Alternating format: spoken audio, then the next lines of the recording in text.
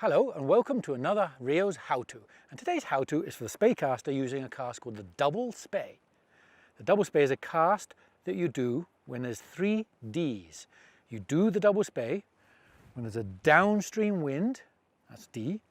You always use your downstream arm to make the cast, so no matter what side of the river you're on, it's always your downstream arm, and that's third D is the name of the cast, the Double Spey. So remember the 3 Ds. Double Spey, downstream wind, use your downstream arm.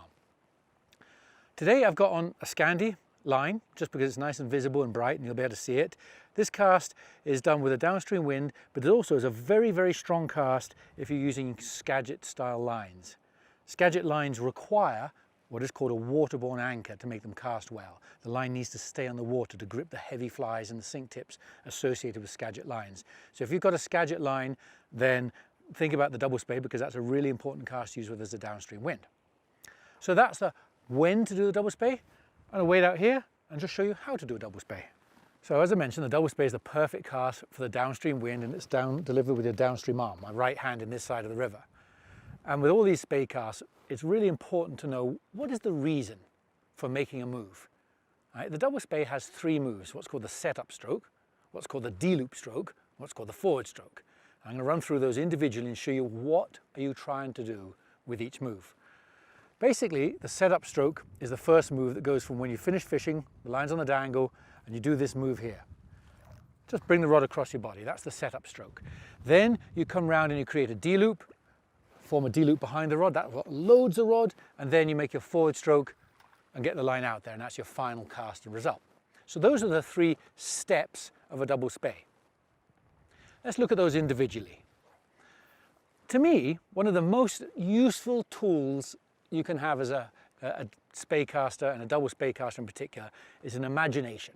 And I want you to imagine and maybe even draw this thing called a box, a square box. And the box is drawn by you taking your rod tip and making a splash right downstream of you. And you draw a line from that splash to your foot, and then you make a splash in front of you, and you draw a line to that splash, and you complete an imaginary square on the water on your right hand, your casting arm side. The object of the first move, the setup stroke, is to land the leader in the square. So my rod starts high, I lift the line up, I sweep it across, and I try and land the leader somewhere in that square. If I do, I have successfully accomplished the setup stroke. A couple of things can go wrong. You can have a rod that starts too low, and when you sweep on this first stage, the fly will go whizzing past, go upstream of you, nowhere near the square. That's a bad cast.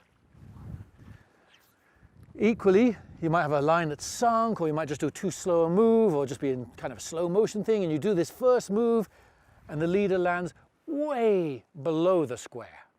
Both of those are wrong. So you're trying to achieve the leader landing in the square, in this box. The Double Spey starts with a still rod raised to about a kind of 10 o'clock angle. And then the tip of the rod goes over your hat, straight over your hat, all the way down to the water, and it stops about 1 foot above the water. That's your rod path of this first move. Start high, sweep it over your hat, down to 1 foot, pointing straight upriver. That's your path. You're trying to get the leader in the box, as I mentioned. So let's see that whole thing again. High rod, sweep it over my head, drop the rod 1 foot, leader lands in the box. A perfect setup. The second move creates the D-loop. The D-loop is your load. The D-loop is the thing that bends the rod. Right? The D-loop back here is what makes the rod flex and load. So the D-loop is your friend. The bigger the D-loop, the easier a spey cast will be. The smaller the D-loop, the more effort you have to put into the spey cast. And so, what I'm trying to do on the second movement is sweep the rod round, climbing up to a high point behind me, creating a D-loop that is exactly opposite where I want my forward cast to go. And there's a nice little numerical kind of phrase, if you like, 1 to 14. And what that means, that is how your rod should sweep through the Double Spey. The first stage starts high, finishes 1 foot above the water. And as you sweep around, it climbs. There it's 2, 3, 4, 5, 6, 7, 8, 10, 12, 14. And it's exactly opposite where your forward stroke's going to be. It's constantly rising on a nice steady incline like this. It's not traveling flat and lifting, and it's not going straight from here to here. It's doing this lovely long raising sweep as it comes round. It doesn't change angle, and it doesn't change speed. So easy sweep all the way around, and then the rod should stop exactly opposite where your forward cast is going to go. Let's see what that whole thing looks like. So start high, over your head, down to the water, 1 foot above. Sweep round, climbing, climbing, climbing, up to the key position. There's the key position. Rod's ready to load, and then your final movement, of course, is the forward stroke, where you drive out, close the wedge, and release the hounds. Out she goes. So put the whole thing together, high to low. Leaders in the box, good. Sweep from low 1 to 14, lift and go. That's a double spey. It's as easy as that. A double spey is a very fluid, dynamic cast that is a controlled speed, not a rushed thing. If you want to see that again, just repeat and rewind and watch that. I just want to go over a couple of things that go wrong, the real common mistakes that go wrong, and why you should be looking out for them. The first of them is when the line goes past you out of the box. So if you come up a little quick here and the fly passes you like this, if you continue to this cast and you come round here, whoa, you'll see the fly will wrap you or hook you or snag you or tangle you. So that's a dangerous move.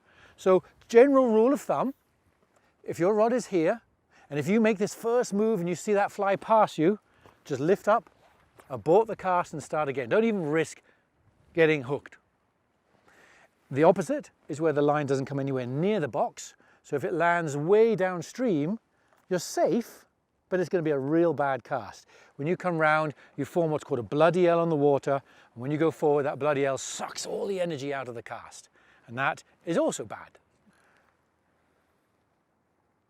So, first stage, land it in the box. Practice, practice, practice, so you get your leader landing in the box.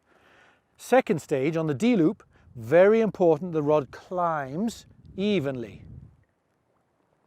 until it's opposite where you want to go. The commonest mistake here, and I don't know why it is, but I've got to say 95% of beginners do this.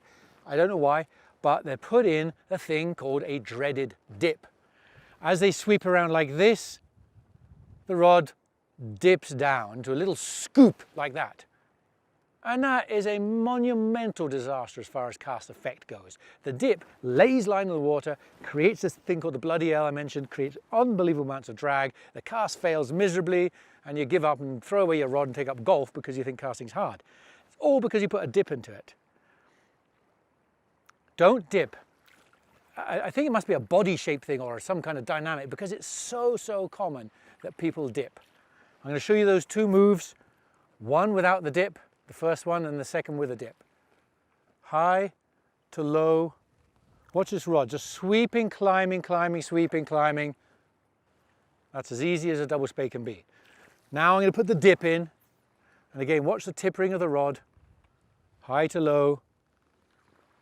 There's the dip. The cast doesn't even leave the water because that dip folded the bloody L into the water. And then the last little phrase to kind of mention to yourself, I mentioned this box, the square I'm talking about. You want to say two things to yourself about this. One, did it land in the box? Two, did it stay in the box? So here's one. I'm going to do the cast, get off the rod tip. Sweep, I look at the leader. Did that land in the box? Yes. Then as I come round, I want to make sure that when I'm in this key position, the leader and line is still in the box.